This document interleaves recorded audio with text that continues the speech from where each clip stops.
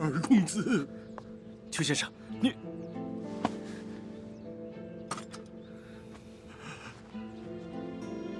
二公子，邱某苟活至今，为的就是能让公子知道自己的仇人是谁，切不可心慈手软，更不可认贼作父，不然世子在九泉之下也不会瞑目的。二公子，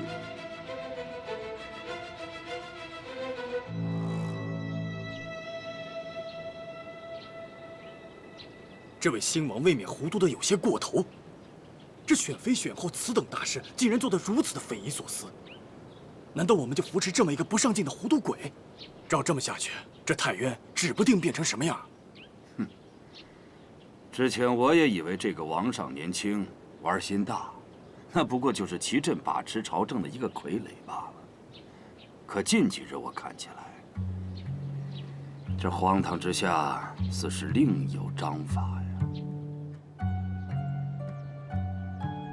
瞧瞧，瞧瞧，这就是你布的好局，我的国公啊！国公，你是从哪儿找来那个轩辕明的？折腾什么不好，偏要折腾什么内廷选妃的大事。如今他当众册封，唯独少了我家女儿。要是若儿真的断了进宫的路子的话，那我西平郡绝不答应。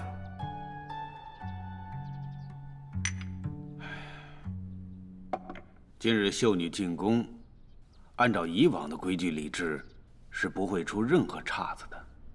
但是王上一时图个新鲜，临时一变，我们这些做臣子的无力阻拦呐。国公，那小子登基可是你一手扶持的，你若撒手不管，把这么大个太渊交给一个糊涂鬼来折腾，哼！ 那日后，你必是罪人。王爷，言重了。我家若儿落选了，倒是那个唐家的女儿唐芷蓉被留下了。国公，你说说看，论样貌，论家世，我家若儿哪一点不及她？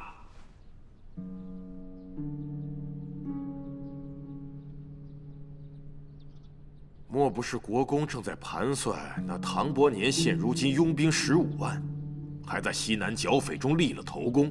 国公是想着笼络依附唐家才是上策？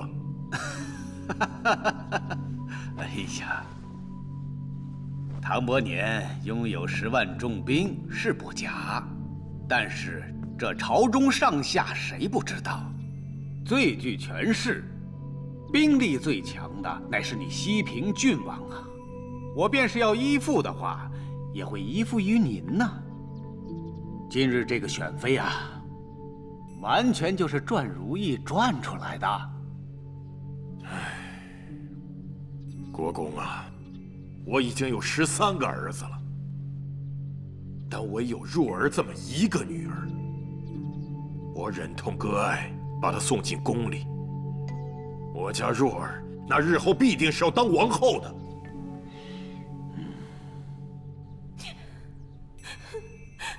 今天真是倒霉透了。我们西平郡在太原，向来都是数1数2的望族，从来没有失了圣恩。哪一个王朝没有和我们结过亲？哪一个太原王没有流尽我们高家的血？郡主息怒，别气坏了身子。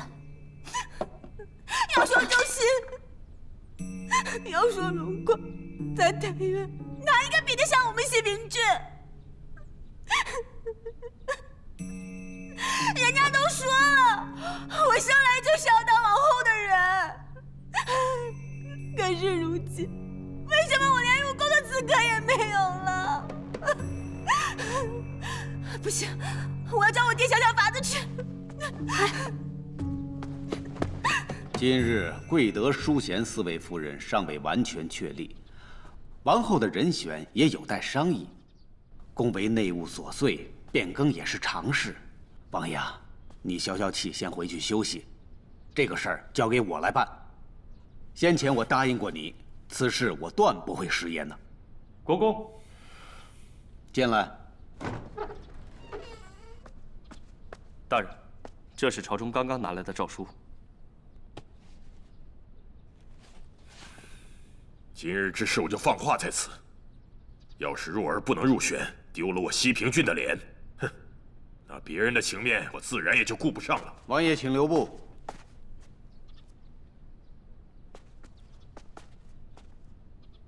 内廷诏书上说，王上已经册封郡主为贤夫人了。想必此时你的府上也应该收到了。真是我家若儿。如此一来，王爷放心了吧？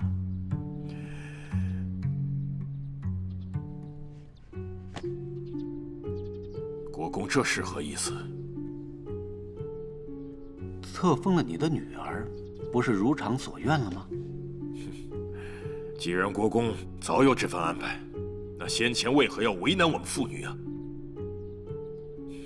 难道国公是想给我西平郡一点下马威，还是怕我不能和唐伯年一样为国公马首是瞻呢？王爷啊，你这是从何说起啊？王上一时兴起改了主意，连我也是刚刚才得知的。再说，我一直视王爷为至交好友，又怎可在此故弄玄虚啊？哼，但愿如此。如国公想有心耍手段，欺负我西平郡无能，那我也绝不会善罢甘休的。王爷多虑了。告辞。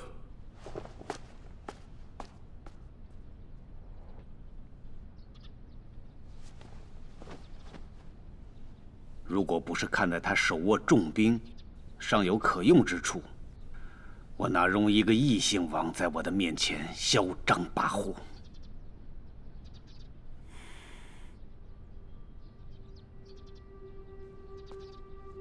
宫里有没有传来消息说，王上因何又改变主意了？没有。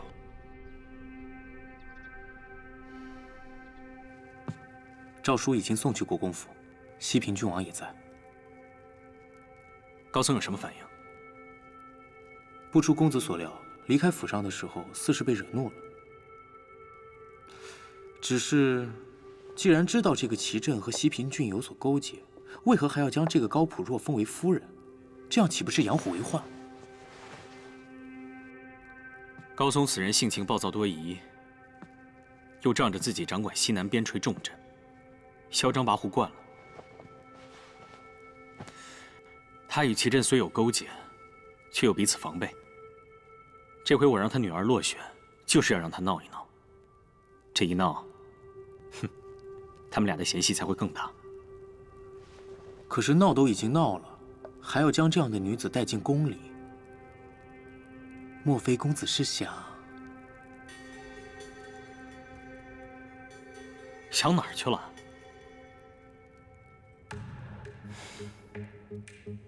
高普若那姑娘，听说性情与她父亲一般无二。这样的一个女子，不放在后宫女人堆里，岂不是太可惜了？唉，好好的闹腾吧，闹起来，我们才有迹可循呢。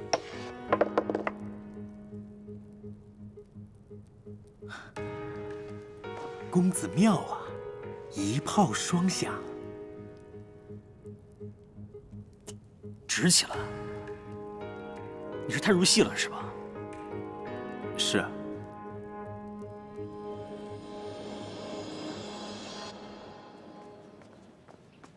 请。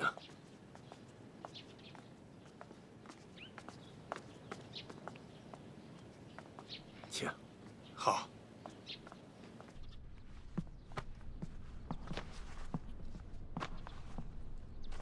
老爷。唐伯年将军的门人求见。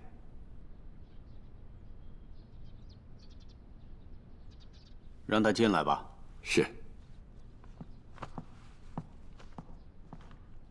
请。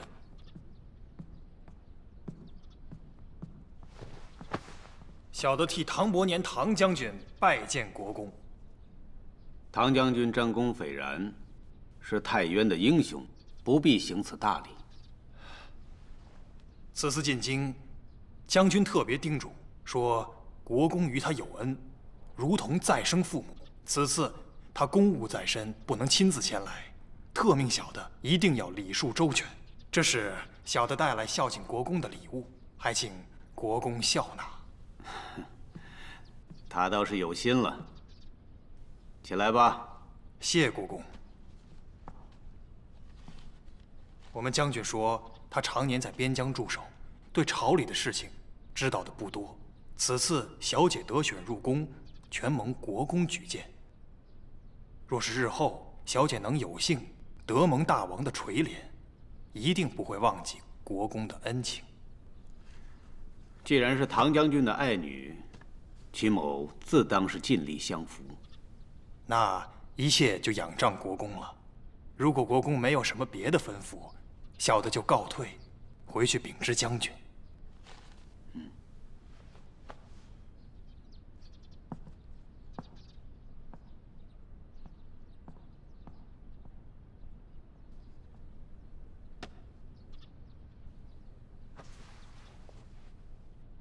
唐伯年的反应倒是快呀。有件事情你去办下。那个时候，世子府已经被监视起来了，连只苍蝇都飞不出去。为了保全你们兄弟俩的性命，世子吩咐我去找齐震，答应写下告发他谋反的文书。凭着这个东西，我取得了齐震的信任，换来了一个为府上收尸的差事，这才偷偷地救活了2位公子，为太原王族留下了一支血脉。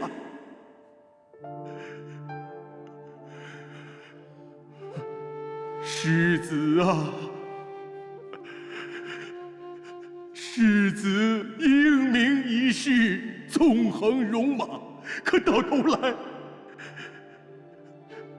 却遭到小人的诬陷，扣上了一顶谋反的帽子。最后的吩咐，也不过是为了保全骨肉。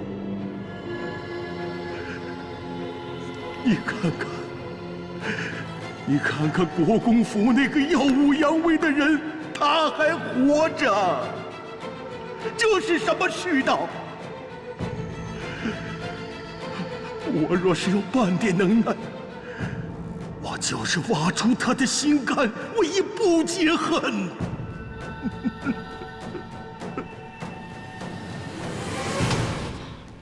想什么呢？还不去办？义父，这就去办。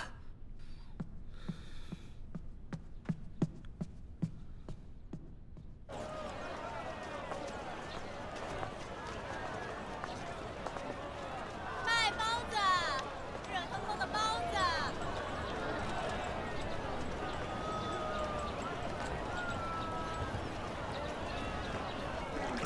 哎呦，邹先生来了！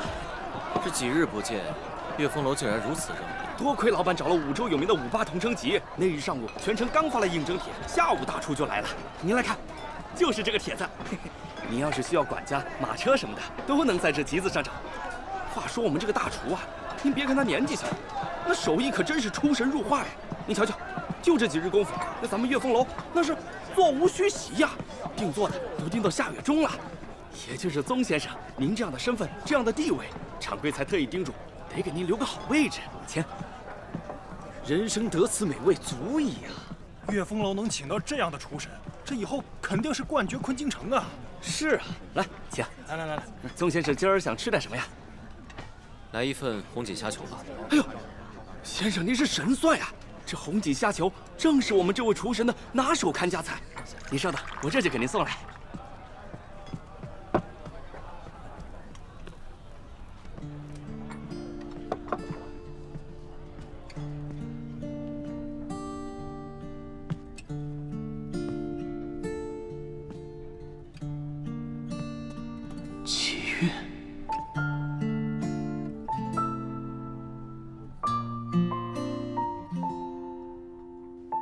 真的是他。月哥哥，你在吃什么呀？红锦虾球。我也要吃。不行，这是我的。月哥哥最坏，我一定把这国际最好吃的东西都吃光，一个都不留给你。他的不治之症竟能痊愈。几位客官，味道怎么样？味道真不错。是啊。您的红锦虾球。下次可以试试看我的虾球，特别好吃。好，这菜真不错。来，谁是这儿的大厨？尝尝这个。好嘞。你们这儿谁是大厨？是我。怎么了？姑娘，跟我们走吧。我凭什么跟你走啊？那就对不住了。哎，乖爷，是不是误会了？我真是本店新来的大厨，你滚！带走，住手！于大人，这怎么回事啊？这是。云何来迟，惊扰了大小姐，还请大小姐恕罪。哎呀，云恒哥哥，我才躲了几天呀，这就把我找着了，真是没意思啊！云儿，该回家了。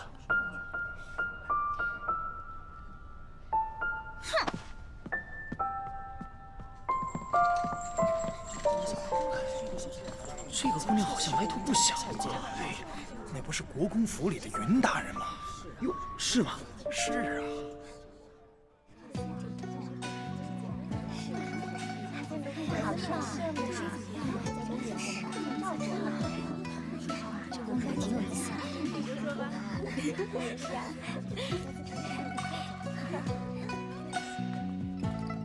各位娘娘，各位娘娘都是出身名门，秀色夺人，德才兼备，但宫里不比外头，规矩甚严，还请各位娘娘明日起随在下学习宫中之仪。这是御泥坊按照独有配方专为后宫调制的上等养颜露。王上的一片心意，希望各位娘娘用后面色红润，青春永驻。谢王上，谢王上。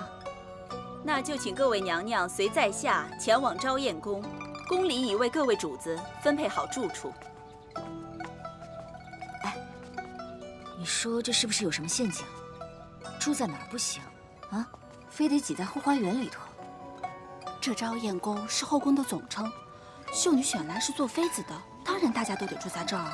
虽然说后宫是总称，但却大有不同。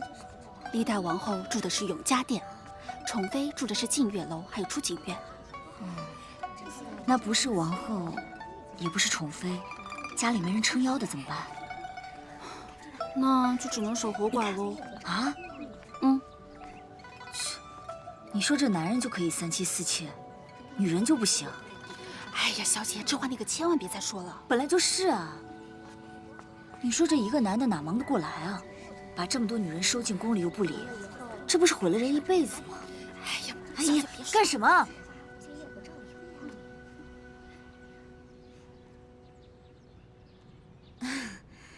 我刚刚好像看到那边有一只五彩凤凰飞过。对对对，刚飞过，刚飞过。没有啊。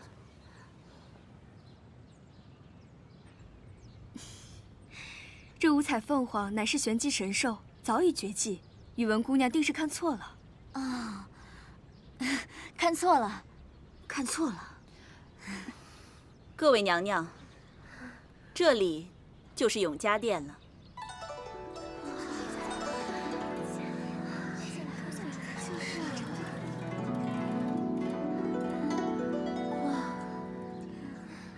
咱们这些人里面呢，最有福气的，就属姐姐你了。听爹爹说啊，姐姐的父亲是咱们太原鼎鼎厉害的大将军，现在又加封了贵夫人。这永嘉殿呐，日后定是非姐姐莫属了。能为太原鞍前马后，也是我们唐家的荣光。这永嘉殿是太原王后的住所，我怎么能有这样的荣宠？倒是这位简雪姑娘，他的父亲简申大人是张侯爷一手提拔的俊秀之才，据说有文曲星老爷罩着呢。简姑娘自然是秀外慧中，有大作为呢。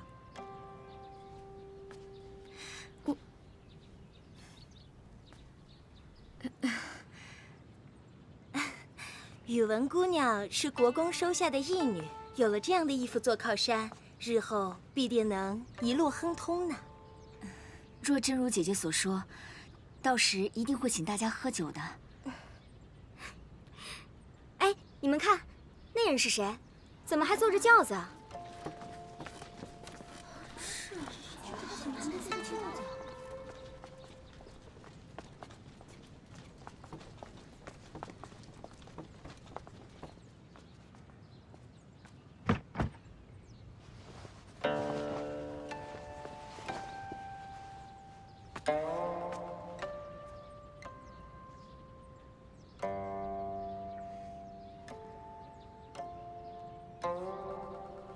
王上特意下了恩旨，赐了我贤夫人的封号。啊，对了，还赏了轿辇呢。怎么，你们是走路过来的？哎，这么远的路，一定很累吧？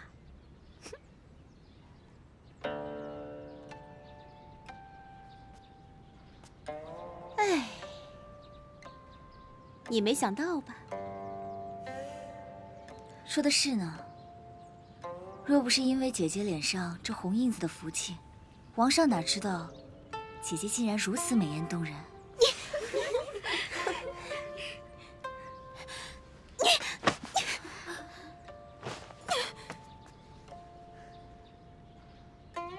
来人呐！来人啊！这个该死的打我！赶紧把他捆起来！你哪只眼睛看到我打你了？可有证据？你才刚入宫就这么闹腾，是想把事情闹到王上那儿？刚得的封号都不想要了。王上的妃子首要就是贤良淑德，几位姐妹的德行还真让人大开眼界。你是谁啊？要你来危言耸听？那你就继续闹吧。这王上的性子难以琢磨，这要是真把他惹恼了，可如何是好啊？大不了，这封号大家都不要了，我们去王上面前说个清楚吧。我才懒得理你们呢！哼！大王的诏令到了。诸位主子，你们所住的地方都已经安排好了。诏曰：贵夫人唐芷蓉居永嘉殿，德夫人简雪居芷罗居，淑夫人宇文子居醉眼居，才女傅嘉仪、纳兰晶、陈香谢、张婉婷、刘觉琪由王务内廷府安排，钦此。谢王上圣恩。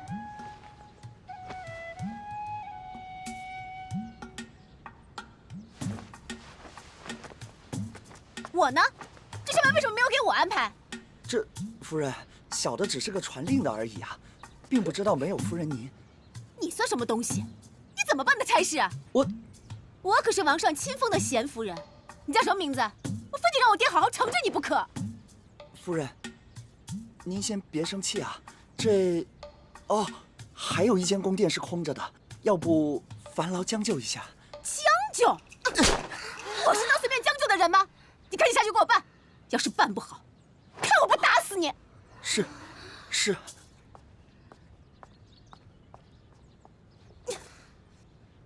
哎呦，小姐住的可是醉眼居呢，还不错呢。我们走吧。哎，站住！凭什么我不能住永嘉殿？他唐芷蓉不过是个定远将军府的庶女，她能住的，我住不得。哎，你们说，这永嘉殿是不是应该由我住？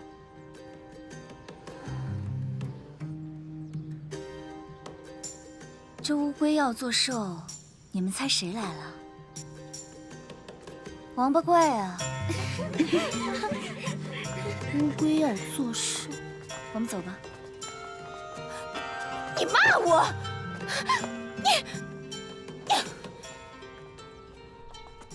老爷，老爷，小姐回来了。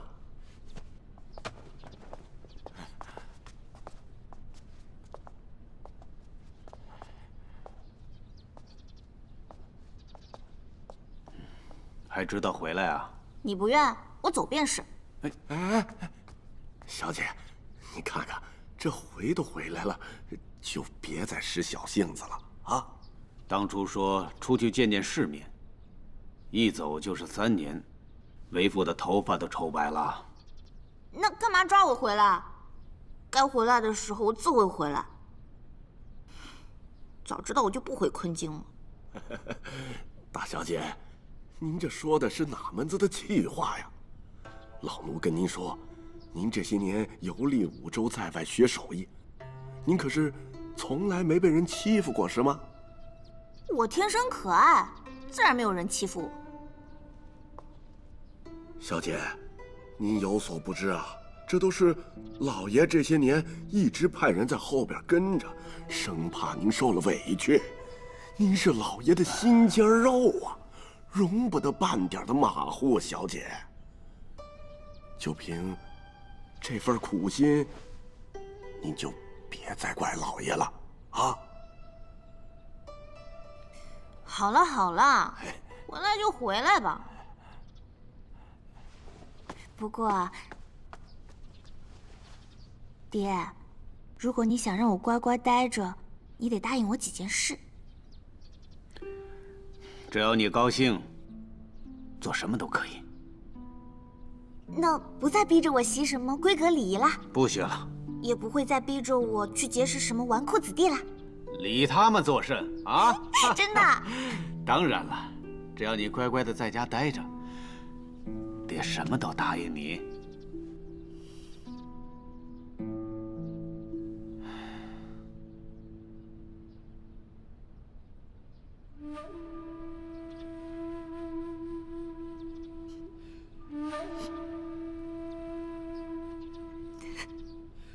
爹，女儿错了，女儿以后不会再乱跑了。你在外面3年，爹无时无刻不在牵挂着你，知道吗？对不起，爹。好了，好了好了。还是爹最好了。当然了，只要你回来，不乱跑了，爹比什么都高兴。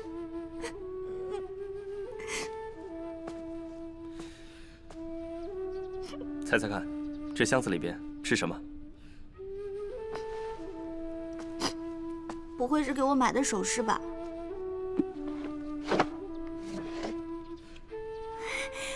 哇，花花哎，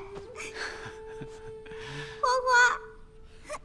之前那只丢了，看你哭了好几天，我又给你找了这只一模一样的，老爱往这箱子里钻。好了好了，你奶奶念叨你呢，去磕头去吧。花花，还愣着干嘛？跟我走啊！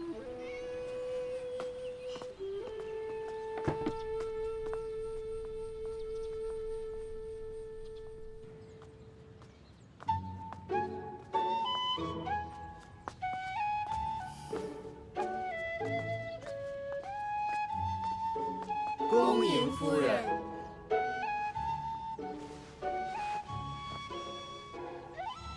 都免礼吧，起身吧。谢夫人。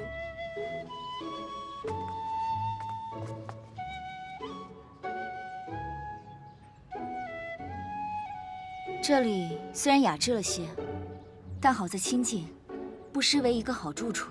姐姐，见过姐姐。简雪姑娘，高家小姐执意要住永嘉殿，总不好让唐家妹妹受委屈，我便答应搬了出来。不知姐姐可愿分我半间客房？这里这么大，别说住我们2个，就算多来几个也住得下。大小房间随便你挑。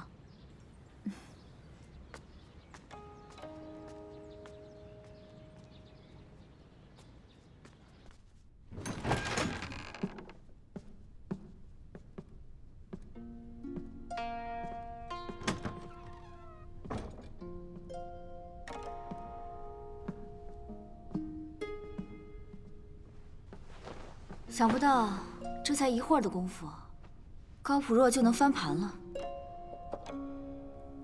这以后有他折腾的了。高普若是西平郡王的女儿，他们高家出了多少的王后妃子，自然不会轻易出局。你瞧，昨天那些姑娘个个看起来天真单纯的模样，谁的背后没有千丝万缕的前朝势力？小姐，你可千万要小心啊！他们愿意怎么折腾跟我也没关系，我只要拿到自己想要的东西就可以了。是吗？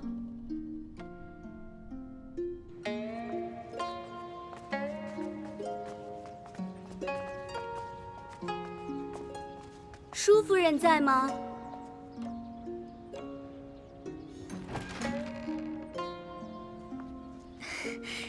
姐姐，听说宇文姐姐搬来这里，我便想着过来瞧瞧。啊，顺道给姐姐带了些小东西，都送进去吧。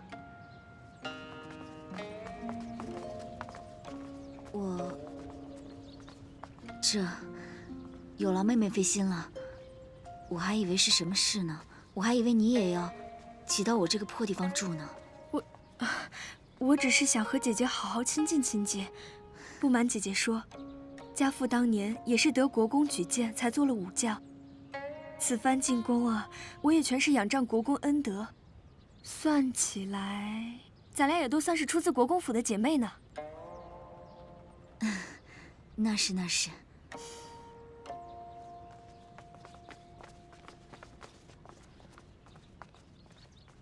若是姐姐不嫌弃的话，就随我去永嘉殿住吧。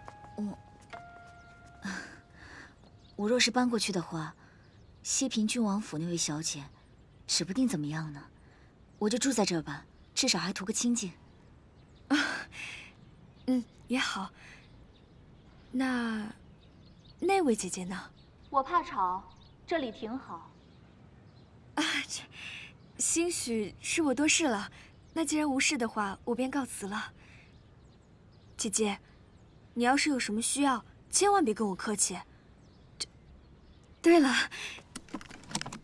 这支发簪是太原1等1的匠人精心制作的，跟姐姐的肤色很是相称呢。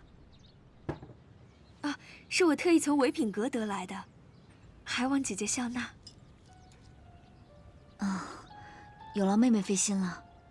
姐姐，宫中险恶，姐姐一定要小心行事。咱俩都是国公宝剑进宫的，更应该相互扶持。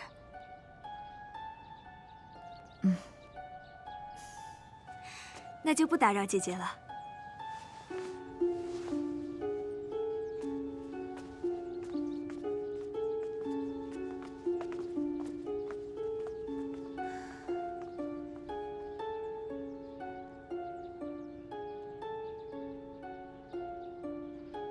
真是大户人家送的，连个发饰都是上等品。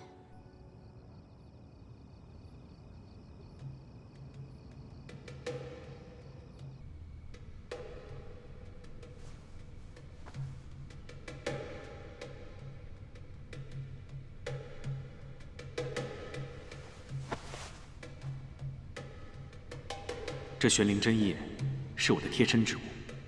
若是你能把它从我身边取走，我便帮你解开封印，什么也不求，什么也不要。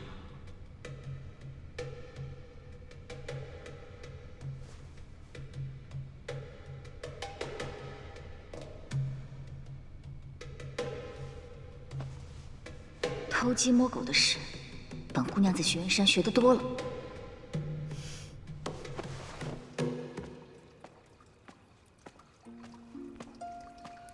贵夫人，您要的养颜露到了，放这儿吧。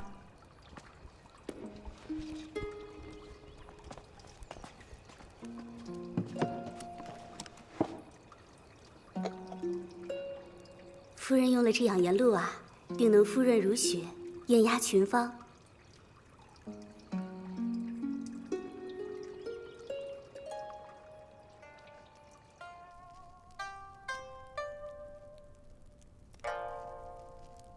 青丝几多岁水时，迷雾一缕寄相思。从此后见无如人，似春烟身旁浮世。海畔居，坐看云起，微观正清莲。一切已准备妥当。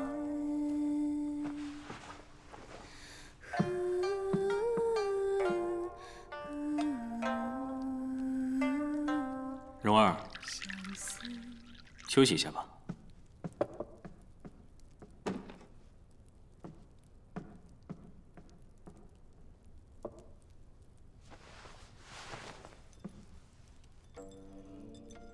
早听闻，唐将军虽为一代枭雄，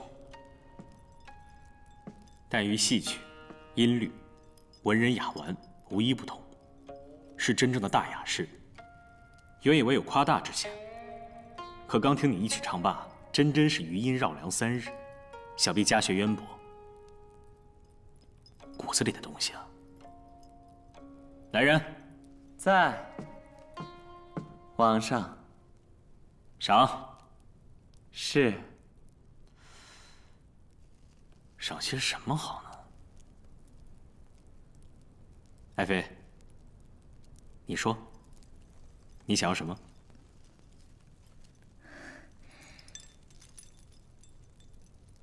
能在王上跟前献丑，已经是天大的福分，哪还敢要求什么赏赐？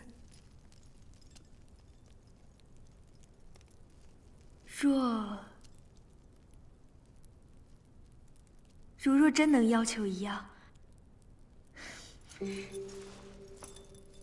臣妾只愿承欢御前，侍奉王上。爱妃，快请起。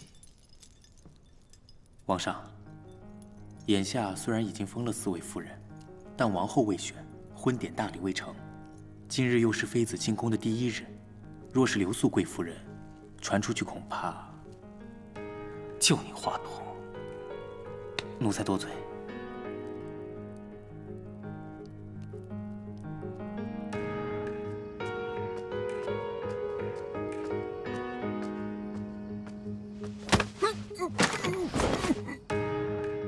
给王上准备的衣服已经准备好了。好，赶紧伺候王上更衣。是。去吧。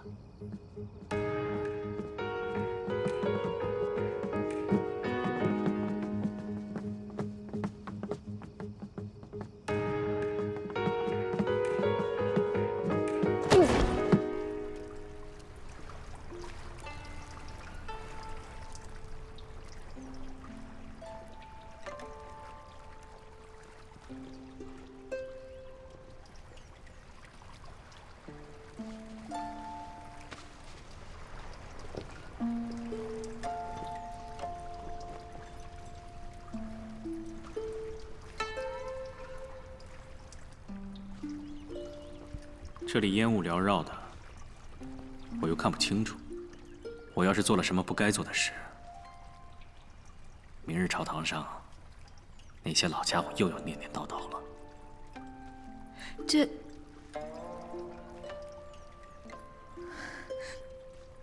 王上，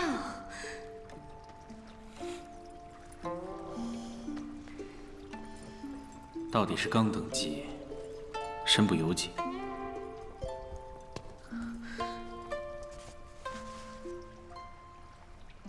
要不，你今天先回宫歇着，等本王挑个日子，再按照宫里流程，召你入宫。王上，臣妾臣妾不想走。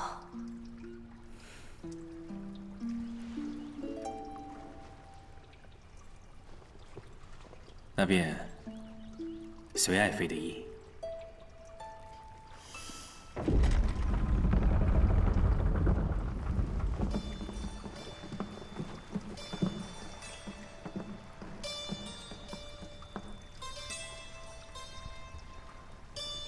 随我来。